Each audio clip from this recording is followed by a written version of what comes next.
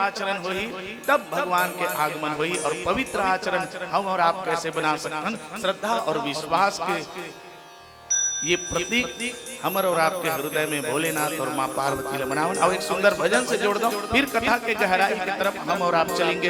ऐसा भोले बाबा ला कैसे मनामी गौरा तेहर ईसर राजला, छत्तीसगढ़ के वो प्रसिद्ध लोक भजन स्वर्गीय खुमान साहु जी संगीत भीष्म पितामह लेकर संगीतबद्ध किए सुंदर ये परंपरा के भजन आप सबके बीच में प्रेम से बोलिए शंकर भगवान की जय जय।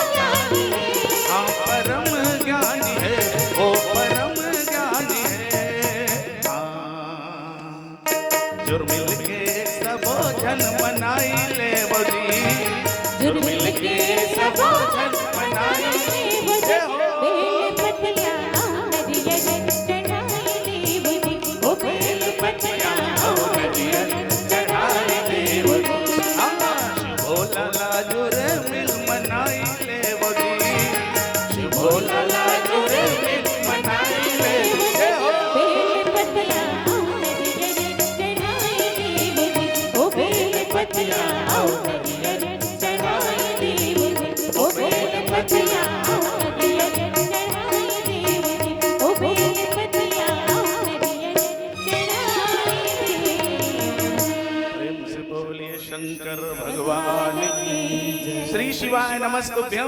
श्री शिवाय नमस्तुभ्यम।